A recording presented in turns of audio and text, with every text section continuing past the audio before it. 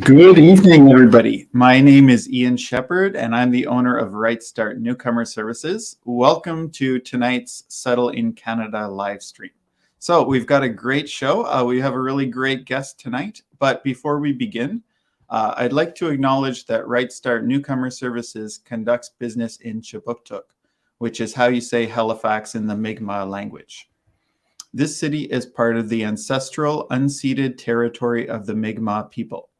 This means that when settlers came, the Indigenous people did not surrender their territory and instead signed treaties with Europeans. As a business, we're committed to upholding these treaties as we continue to build relationships between settlers, newcomers, and Mi'kmaq people.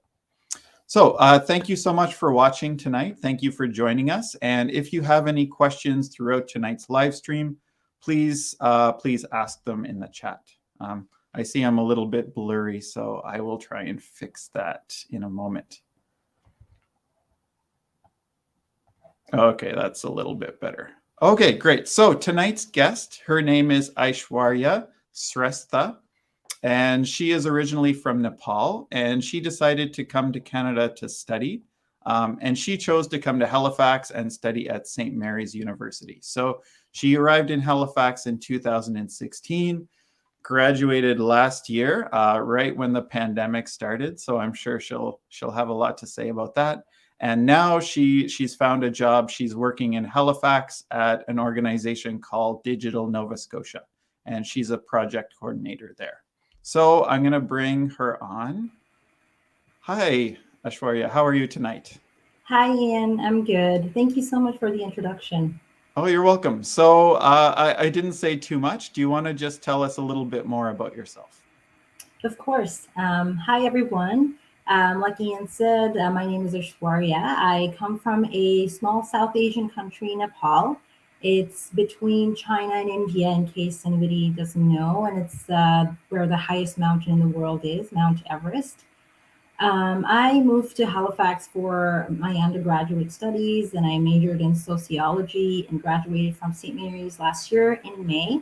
I absolutely enjoyed being a student at St. Mary's. I started off in my first year volunteering at St. Mary's, and I got several offered work positions and co-op placements at St. Mary's. I've worked at various departments on campus, like student services, as an orientation coordinator. I worked at the International Center as well, where I organized several events, which were there to help international students mingle with Canadians, and a lot of cultural activities to showcase the culture and diversity at St. Mary's. And I've also worked at the Language Center at St. Mary's with a lot of English as second language students from China and Japan as well. I also did my last co-op where I graduated with NSCC as an experiential learning co-op student. And like Ian said, currently after graduation, I work as a project coordinator at Digital Nova Scotia. It's a tech sector council, and we do a lot of projects. We get funded by the government, various other organizations, and we work with the tech sector. We ensure that the tech sector continues to grow in Nova Scotia. I work with a lot of nonprofits, for-profits in the tech business as well. And I'm really excited to answer some questions here today. Awesome. Great. Yeah. So sounds like you have the experience as an international student, as well as some work experience working with a lot of other international students. So I think you're a great guest to have on to share your experience, but also what you've seen working with other international students. Exactly. Thank you. Great. So we do have a comment. Like I said before, please ask your questions throughout the show. I don't think we need to wait until the end to ask our questions. So if anything comes up while we're going, ask your question, and Aishwarya or myself would be able to help you with that. So we do have, it's more of a comment. So Maria says, hello, teacher Ian. Hello, Maria. Maria has attended a number of our live streams. So Hi, thank you Maria. very much. Great. So Rodrigo also has attended lots of our live streams. So I see. hello, Aishwarya. It's nice to meet you. I'll study at NSCC starting this fall. I'm really excited to hear your experience tonight. That's amazing. It's a great college. Great. Awesome. Okay, so I just have some questions that I prepared, and hopefully we'll have some questions from the viewers as well. For sure. Great. So let's go back to 2016 or before. Why did you decide to study in Canada? So I'm sure you had lots of places to choose from. So why Canada? From where I come from in Nepal, like they're very like a lot of people go to the U.S., Canada, or Australia. Those are the most popular ones. And I had originally planned to go to the U.S. I got into universities, got scholarships, but didn't quite like the places I.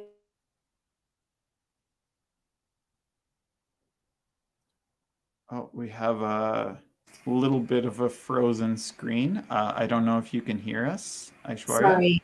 Oh, it's okay. Yeah. Yeah. Can you hear me now? Yeah. So you cut off. You were saying that you didn't like some of the options you had in the U.S. Yes. Just the location wise and where it was. I just didn't want to just be stranded in, like one college and not be able to experience life outside as well.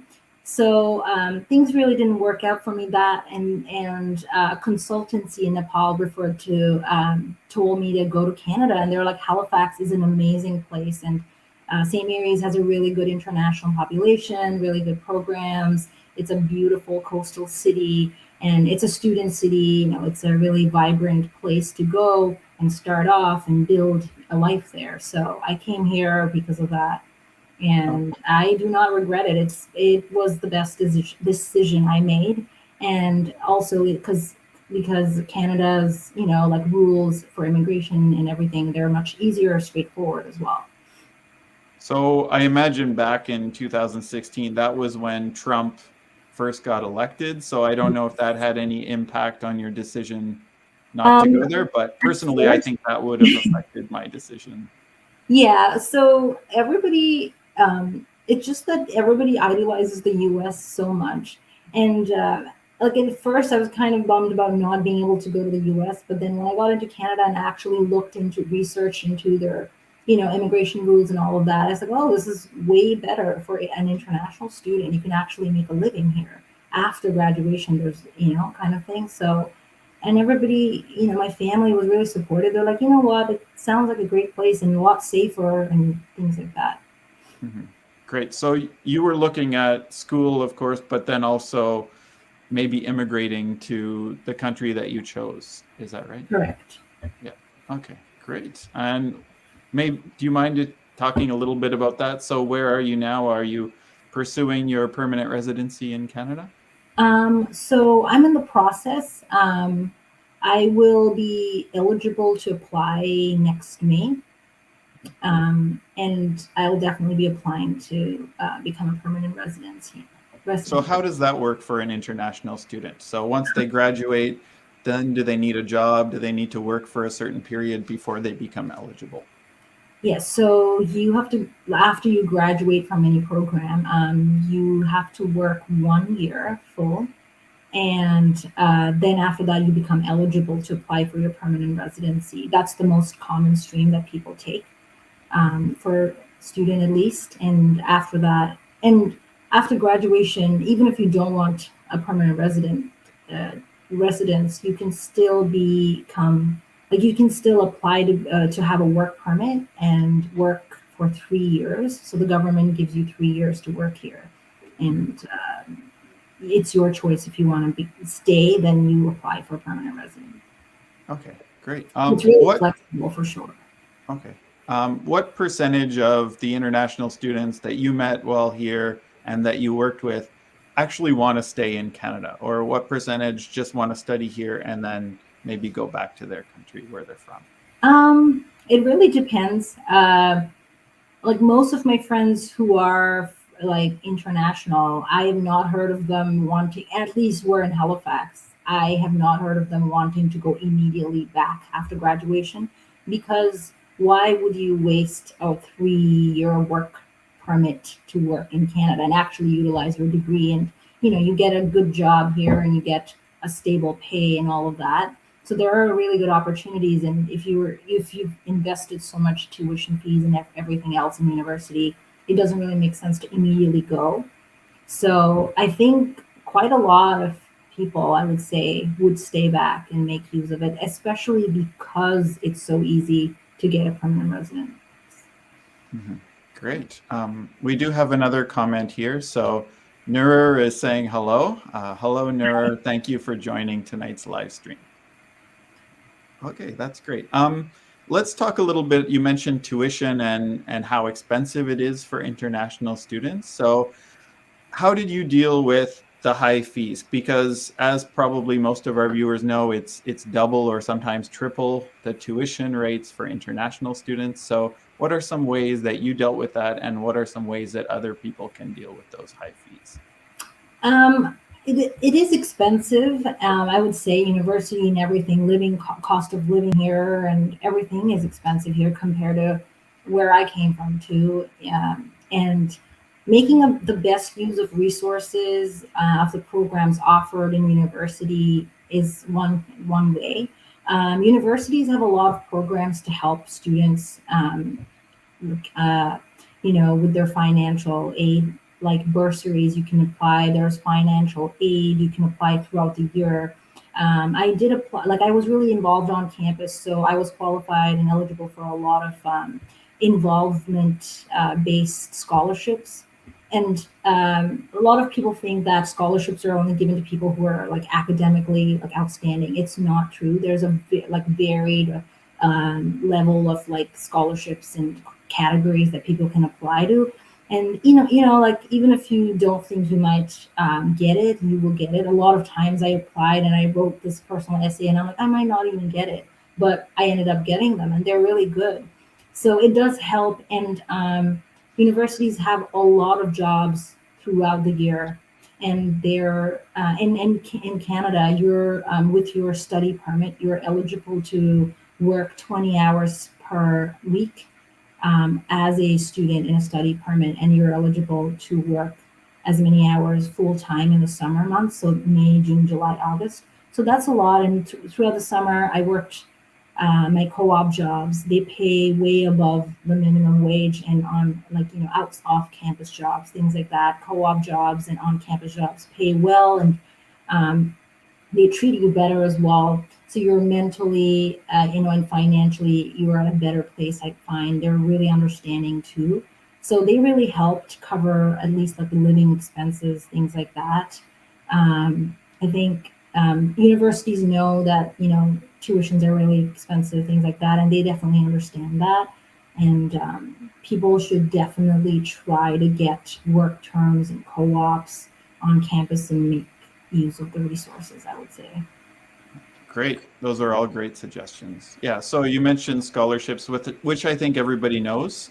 So there are also bursaries. You mentioned that, but a lot of our viewers maybe aren't as familiar with bursaries. Can you just quickly explain the difference between a bursary and a scholarship? So like the financial aid, there's some things throughout the year where you can apply, and it's like, let's say 500 or 1,000 where you can apply because you are in need. There's like need-based bursaries versus just scholarship based on achievements. So that's what is different. So it's not just based on achievement. It's based on, okay, you write like a personal letter explaining why you need the financial aid, and they'll give that. It's confidential. Only a financial aid officer will review that. So that's what it is. Great. Yeah. And as you mentioned, each university or college will have their own financial aid department that you can contact even before you become a student there. Yeah, you can contact them. They're always there to help. So. Yeah, great. So I'm going to just go to some comments and questions here. So Wanda is watching from the Dominican Republic. Hi, Wanda. Hi, Wanda. Thank you so much for watching. Rodrigo is back with a question. So how was your English language level at the beginning?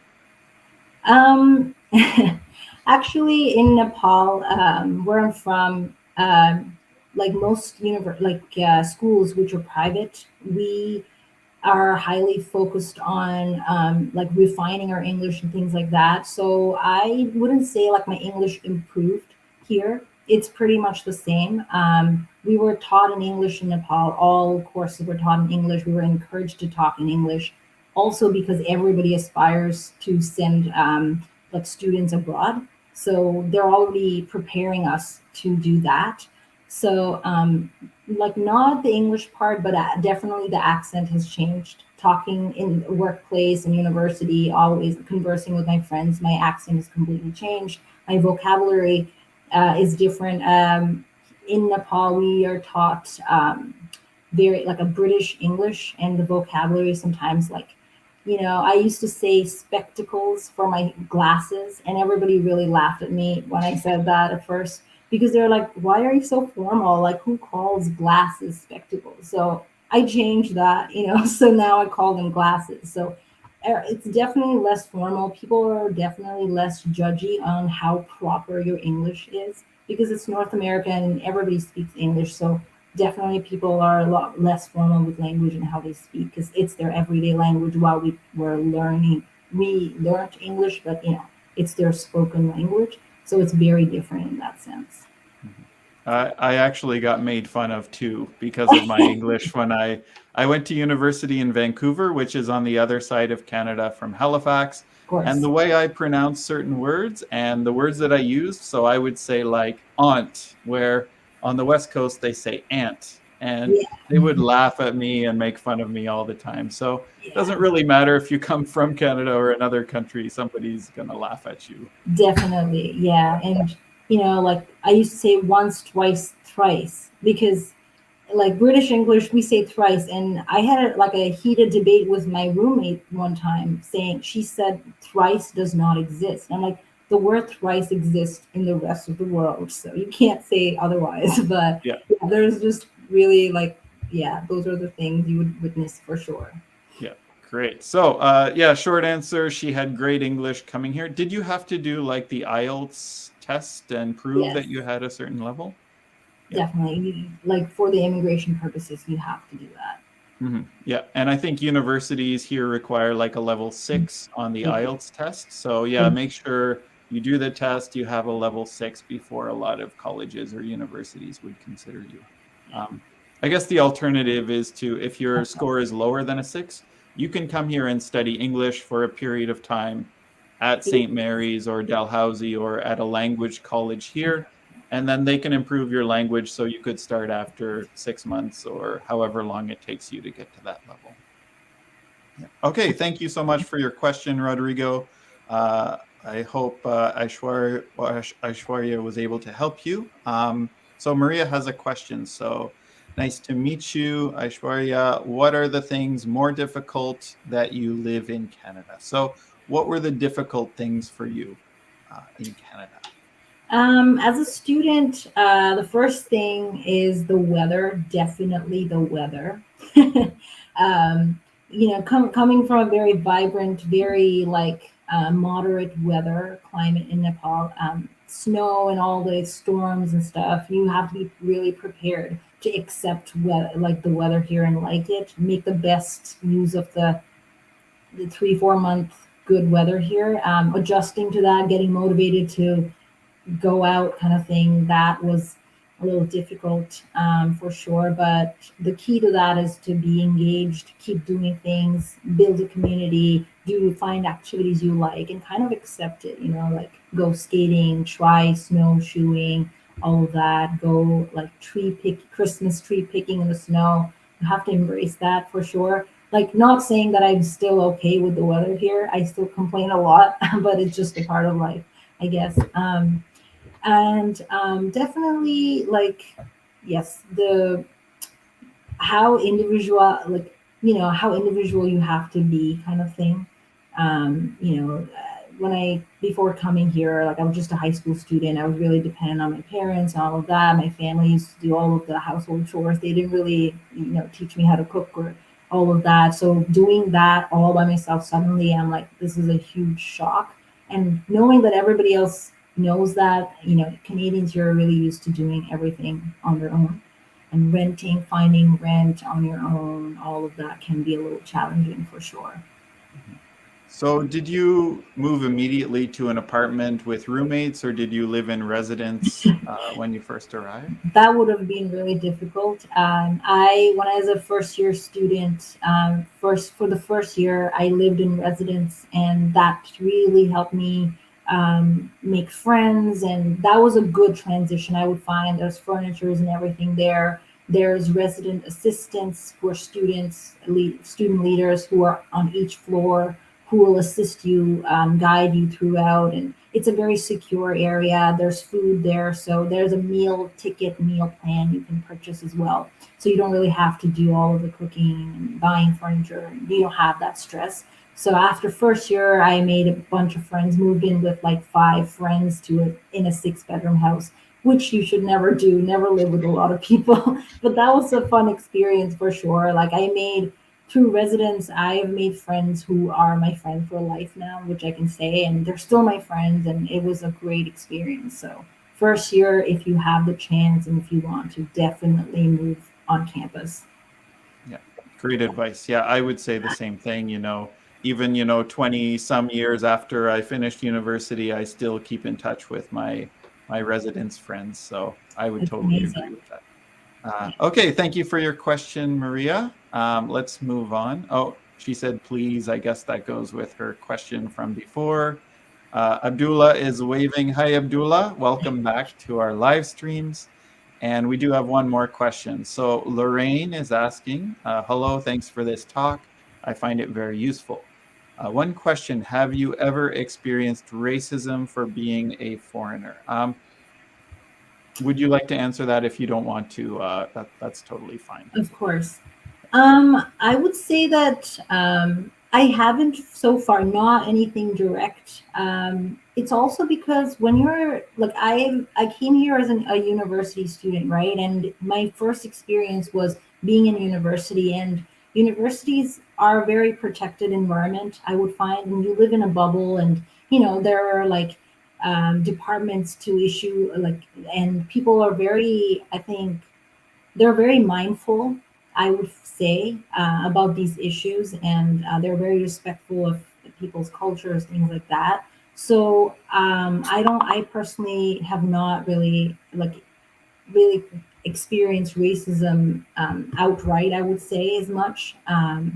But like, there are sometimes like people do have a lot of questions for you, and people like you should be prepared to answer a lot of questions and sit down with a friend and explain how your culture is, things like that. It's very easy to misunderstand and be misunderstood when people interact from different cultures. So that would definitely happen.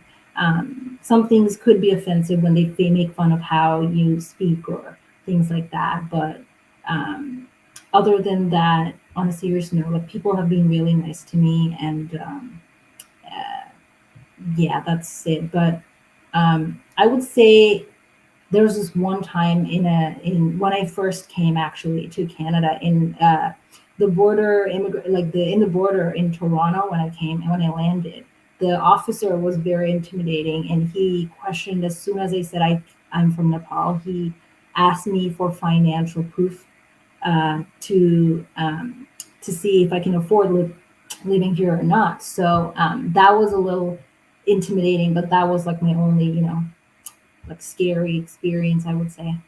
Mm-hmm. And how did you provide that proof? Did you have to show a bank I statement or I something? didn't carry bank statements with me, so I had to, like be creative, put like show it on my phone, like all log into all the services and show the proof on my phone. So you have to be prepared for those things for sure. Yeah. And I'm sure having like a letter from the university stating that You you have got to. accepted and you have paid for your fund or your tuition fees and all that stuff would help too. You have to have all of that ready. Like you will not, you can never be over prepared for those things. Having like all these legal documents. Yeah. Yeah. And actually having them printed out would be a good idea too, in case your Yes. phone dies and you can't connect to the internet or something. Actually having a paper copy would be useful, I would think. Yeah. Okay, great. So thank you for your question, Lorraine. Hopefully we were able to answer it. So yeah, maybe let's move on and talk a little bit more about the supports that are there for international students. So you mentioned a little bit about the Language Center. Are there advisors that deal with international students if there's a problem or a situation that they're struggling with? Yes. So for international students, there's something called International Center. It might be worded a little different based on like what university, college you go to, but there is an international center specifically for international students. There's a whole office with advisors, and there are student leaders as well who get hired to organize all these welcome orientation events. So the first week of university, when you go, they have these whole like sets of like events that are organized specifically made for international students, like these fairs where there are like banks and phone companies invited, so that you can go to that and get familiarized with the banking system here, cell phone companies, set up with them, all of that. And there's like they have advisors who are trained to give you legal advice on how to apply for a study permit, what to do with taxes. Tax system here is completely different.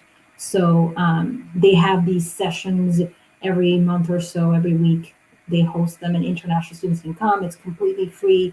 They'll give you advice. You can set up appointments with them for anything like that. Apart from all of the legal things, there's a lot of like social events as well that you should not miss, absolutely shouldn't miss. It's a great way to make friends, get, like set up with all these like banks, all of that. And they also offer like tours around the cities. They'll have buses and stuff, and it'll be free of charge. So it's a great experience. They're very, very helpful.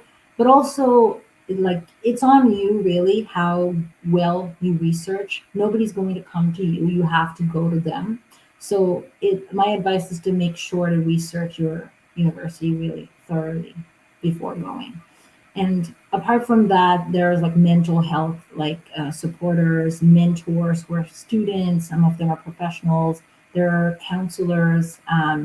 And so if you're, homesick, something like that, you can always go to them. They're free of cost. They'll be covered from your insurance given by the university as well.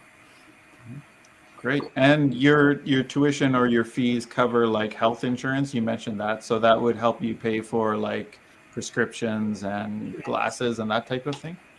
The dental part, like, prescription glasses and the dental coverage is a little complicated, but it's not really included in the tuition, but there's like $1,000 fee yearly that counts as insurance and that covers that part. Okay, great. Awesome. So moving on, what are some other tips or suggestions that we haven't spoken about thus far that you could So I would say that as an international student or an immigrant, when you come to a new environment, you're most likely to feel like homesick and things like that. And it's difficult to make friends for sure, right? And everybody has their own circles already. People are from here, they do their own thing.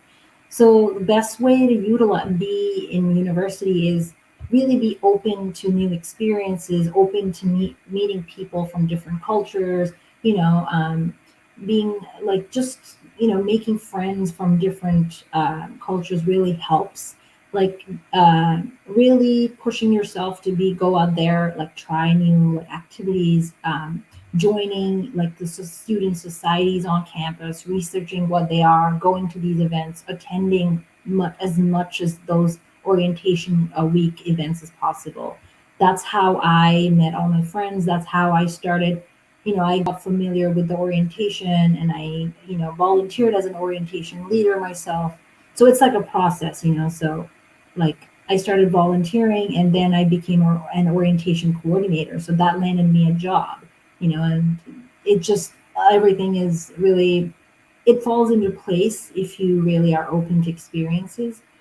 Like, you spend so much money and time and effort to come all the way here. You shouldn't just be, you shouldn't have like some kind of stereotype or something like that and just stick to people of your own country or culture. That actually is very limiting to your own growth. So I'd really suggest people try making local friends. They really help you to adjust. Like, my friends would take me to their house. Like, I visited people in Toronto and everything. I've met their families, so it's really nice. It really helps to adjust for sure, and knowing what the Canadian culture actually is, other than just going downtown, going to restaurants. That's not really going to help you feel like at peace and at home here. Yeah, great advice. So we do have another question from Rodrigo. So, as a student, does the homework and academic activities let you travel to visit your home country? What about as a non-student right now? So, yeah, let's talk a little bit about the academic stuff. So, was it difficult studying here? Did you have enough time off to have fun, hang out with your friends, and maybe even travel back home? So, a little history about South Asia. Our curriculum is really tough, and it's like your school is everything, right? But when you come here, you realize there's life outside school, and the curriculum here, universities are designed in such a way that the school, like the academic aspect of it, doesn't cover your entire life and time. So it's very balanced. I find school here, the homework, it's very well thought out. It's not very like overburdening people, because people who come attend the university, they are of different ages and different, they have different, they have a job, they have other things to take care of. Some people have families, all of that, other commitments. So it's taken into consideration, like, it's made taken into consideration all of that, those factors. So I would say it's not very difficult at all, because throughout the semester, there's summers off, like May to August, 4 months. There's summer, there's no classes.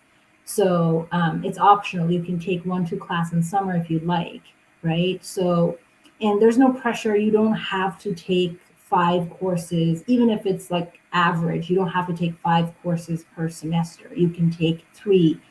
International students have to take a minimum of 3 courses per semester. Semester goes from September to December, so 4 months each.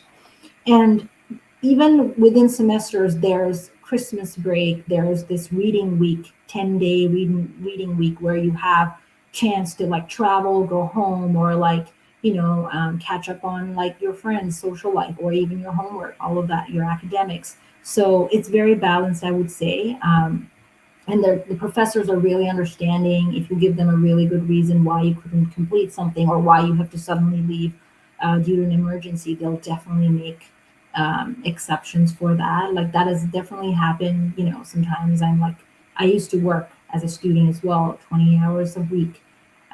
So sometimes you can't do all the homework on time or something. It's not like they'll not accept your homework after the deadline. They're very, very flexible. And yeah, and I actually only went home once in 4 years in the middle, because my family believed that if I come home often, then what's the point of coming here? Like, they rather prefer that I go and explore like other countries or cities when I was here, which was what I did, and it really helped me like Canada, and enjoy my time here and stuff like that. But in December, so one other thing where you can go home at a stretch is um, around December time, when you finish your exams. Depending on when you do finish and when the other session starts in January, you could have at least like easy 20, 25 days to go home and come back. So it's not like you're struggling to balance that, for sure.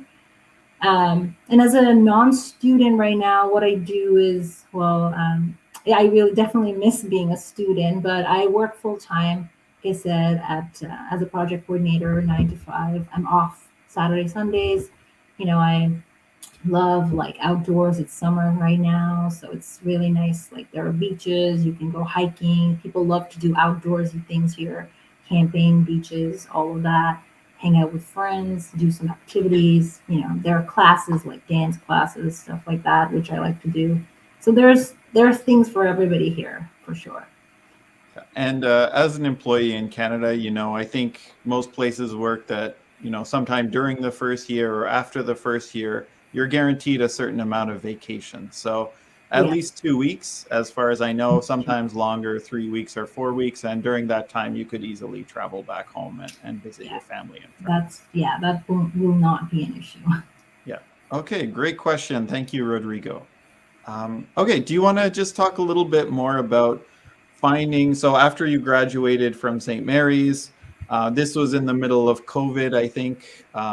So this was probably spring of last year.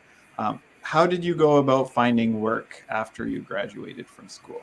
Okay, so every university has a career services team where they literally sit down with you and help you with your resumes, with your interviews, and finding jobs. So after university, they are still available. They'll still be resourceful after graduation. They'll still have you set up appointments with them to help you find jobs. But also, what really helped me was my connections that I built over the 4 years in university with my employers, with people from SMU, things like that. But I would say like I graduated May 2020, so that's the peak COVID time, and it was definitely not easy to find the job that I wanted. There were jobs available, there were always jobs available, but just not something I wanted, which aligned with my degree and stuff. So that's also very important for me. It was a struggle. It won't be easy for sure.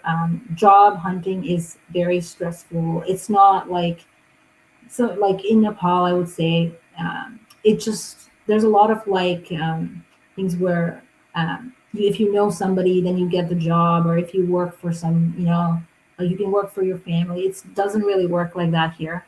You actually have to build a professional network. You actually have to, have a really good resume and all of that. So and have really good volunteering and work experience, which I got from SMU. I had volunteering experience. I had co-op work, which was directly related to what I wanted to do. So I built up my references, and career services really helped me build a resume, like a proper resume that is presentable, acceptable in Canada, and how it's done here. They taught me ways to network. So that's a really good resource to use.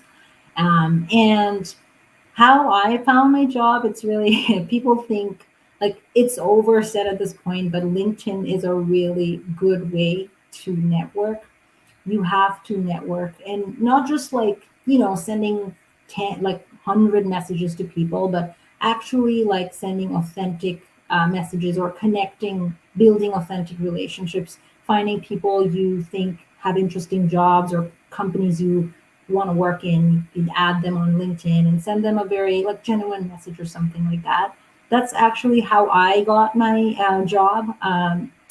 My current boss said that a lot of people applied for the job, but he chose me because he liked what I wrote on my LinkedIn message to him. And when he asked me why I wanted the job, and why this job, not that. So it really, really helps. It really helps. But networking really helps. Volunteering, it's experience is really, really valuable, and that's how people like know that you have other interests other than just working too. Okay.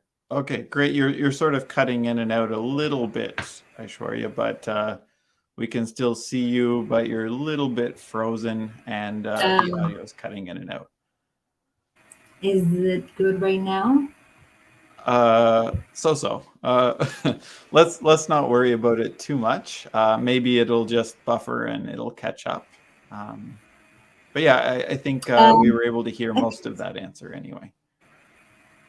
So basically, LinkedIn is great. Networking is really important. The International Center or wherever the career center at the university can help you make a resume, cover letter. They can give you tips and stuff for getting employment here. Okay, great. I know our time is almost up. We do have a couple more questions. Before we go to those questions, I just want to explain a little bit. So you used a couple terms. So SMU. SMU is short for St. Mary's University. So there is a question down here. Where did you study? So she studied at St. Mary's University, which is here in Halifax. Okay, but some people call it SMU. So SMU, St. Mary's University. We just say SMU for short. And you also talked about co-op. So I don't know if all of our viewers are familiar with what co-op is. So can you just explain a little bit what is co-op and do all universities have it, or is it just some universities and some programs? No. Most universities have co-op work opportunities. There is a department that oversees it. So it depends on which degree you have. Are you a science? And can you hear me right now, or am I? You're sort of cutting in and out a little bit. Okay. Yeah. Yeah. Maybe try disconnecting and reconnecting.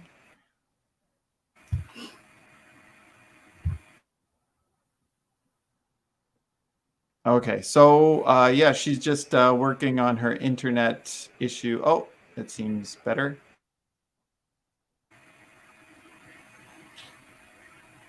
No, maybe not. Okay. Is it? Not really any better. You're still sort of cutting in and out, but I think it's strange. Oh. It seems like it's better, and then it sort of freezes again. So, yeah. Sorry about that. Sorry about that. I'm not sure what's the issue here, but I think it's actually a bit better now. Yeah.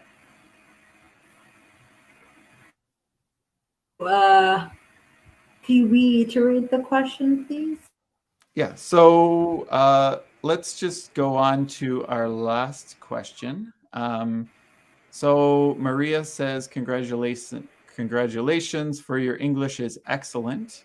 So I would like to know how to get scholarship and which are the careers or in what's the page I can get information about the university. So question about scholarships, careers, maybe how you can choose a good career in Canada, and where can she get information about the university?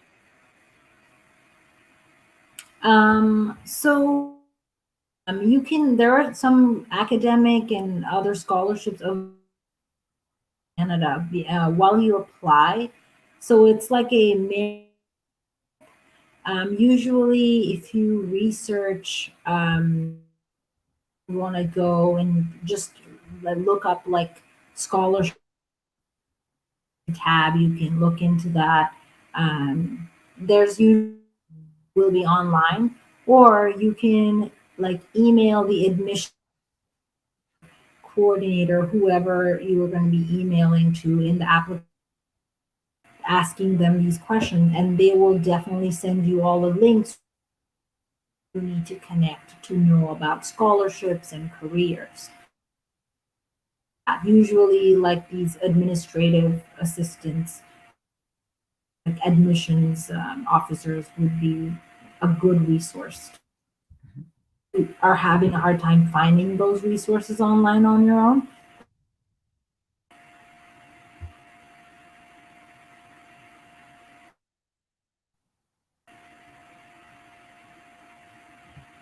Okay, it seems like your audio cut out again, Aishwarya. But I got some of the answers. So basically, you can go to the university you're interested in, their website, find out, about the admissions office, contact them, contact their financial aid office, and they can tell you about scholarships and bursaries. There is also, maybe I'll share a couple of websites that I know about. So anybody who's interested, I'm just going to share my screen here, Aishwarya. We can still both be on screen. Let's close this down. So one resource. So if you're thinking of which university to choose in Canada, Maclean's magazine, which is a Canadian magazine, each year they do sort of an overview of all the universities here in Canada. So they have a ranking system. So what are the best universities? Are you looking for big university, small university? And then they put them in order based on their criteria. So best universities in 2021. University of Toronto was rated the #1 university, and then UBC, Waterloo, McGill, etc. So that's a good way to learn about some of the different universities in Canada, and then you can Google their website and then visit their website directly. In terms of scholarships, you can go directly to the university website, and there's also another website called Scholarships Canada. So this website, scholarshipscanada.com, you can go search for scholarships based on which college or university you're attending, which province you're living in, and they have some different criteria for looking for scholarships that are available to you. So hopefully between those Maclean's and then visiting the university websites, and then this website, scholarships.com, or scholarshipscanada.com, that might be useful for you as well. Yeah, do you have anything else on that topic today? Somebody had a really get to answer because of the internet. There was a question at the beginning, was where did you study? Maybe that was the one you didn't get to answer. Or was it this one?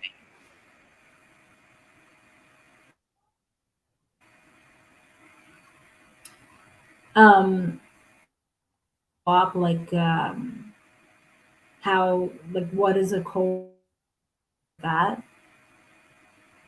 Yeah, so what is a co-op, and how can you sign up for one?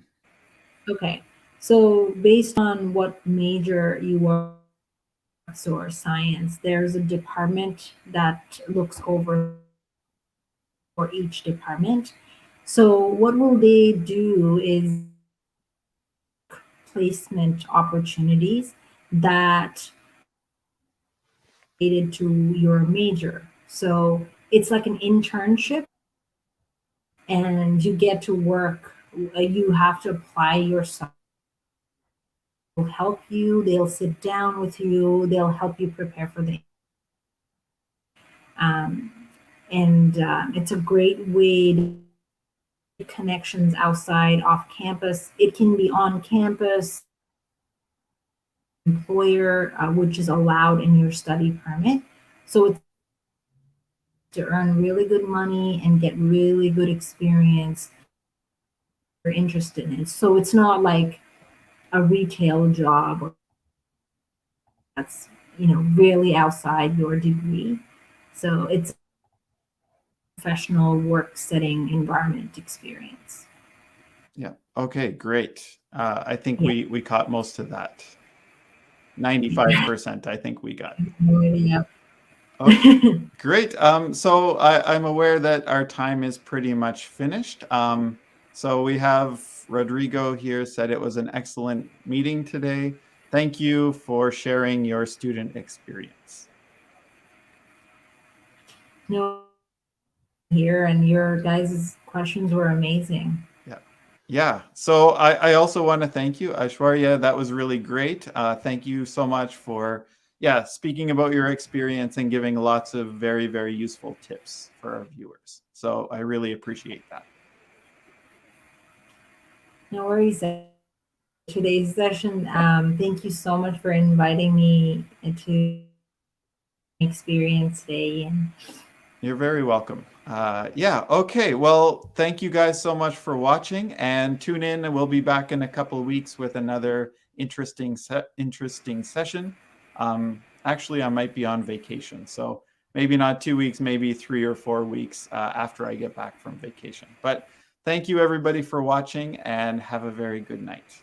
Bye bye.